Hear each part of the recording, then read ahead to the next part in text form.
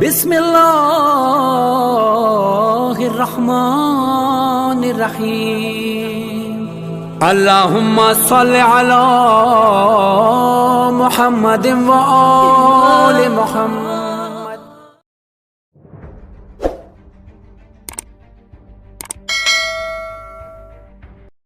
ہمارے استاد بیان کرتے ہیں کہ 4 سٹیپ ہیں کہ جو ہمیں کرنے چاہیے. اگر ہم کریں تو یہ دل خاشع ہو جائے گا، اثر لے گا.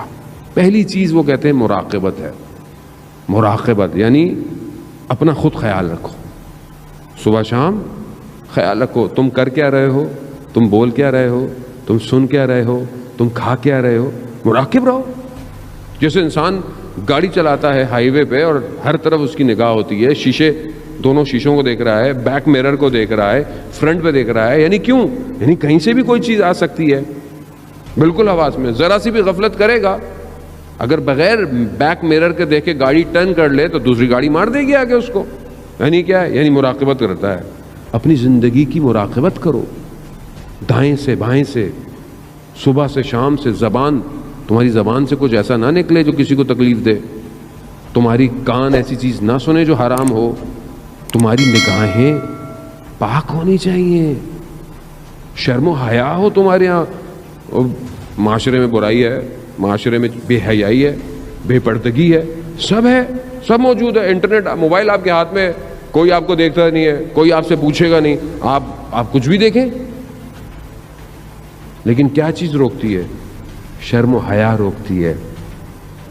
جب انسان کمرے کے اندر ایک چھوٹا بچہ بیٹھا ہو، اس کے سامنے گناہ نہیں کرتا، بچہ ہے، تو کیا خدا کو اس بچے کے برابر بھی نہیں سمجھتا؟ مراقبت، رسول خدا فرماتے ہیں مراقبت سر یعنی چھپ کے بھی اور لوگوں کے سامنے بھی ہوا. میں آپ کے سامنے بہت اچھا ہوں، بہت اچھا ہوں، یہ لوگ مجھے دیکھ رہے ہیں. میں تنہائی میں کیسا ہوں، میں اپنی خلوت میں کیسا ہوں. حیا یہی ہے. حیا تنہائی میں ہے، حیا قلب کے اندر ہے. قلب. اب اس کا یہ مطلب نہیں ہو میرے تو دل میں حیا ہے مولانا صاحب، جیسے ہماری بہن بیٹیاں کہتی ہیں دل میں حجاب ہونا چاہیے، باہر کا کچھ بھی کر لو. نہیں، خدا اگر ایسا کرنا ہوتا تو خدا قرآن میں حکم نہیں دیتا کہ اپنے آپ کو ڈھانپو، اپنے آپ کو پاک رکھو، نامحرم سے بچا کے رکھو. خدا نے حکم دیا ہے، آپ کو خدا کا حکم انجام دینا ہے. دوسری چیز رسول خدا فرماتے ہیں جو انسان اپنے اندر خاشیت پیدا کر سکتا ہے، وہ کیا ہے؟ وہ تفکر ہے، فکر ہے. کس میں؟ قیامت میں. یعنی موت کو یاد کرو، موت کے بارے میں سوچو. شخص آیا رسول خدا کی خدمت میں، یا رسول اللہ کیا ہم شہید کے درجے کو یا شہادت تک پہنچ سکتے ہیں؟ تو رسول خدا فرماتے ہیں کہ اگر تم دن میں صبح شام 20 دفعہ اپنی موت کو یاد کرو تو تم شہیدوں کا درجہ تمہیں مل سکتا ہے.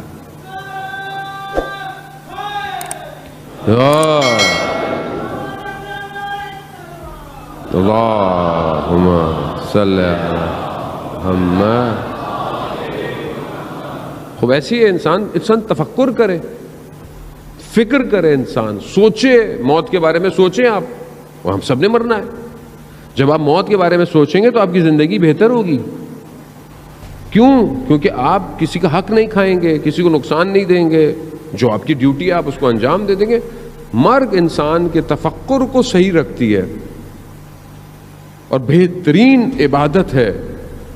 انسان جو ہے وہ اگر اپنی موت کے لیے یاد کرے.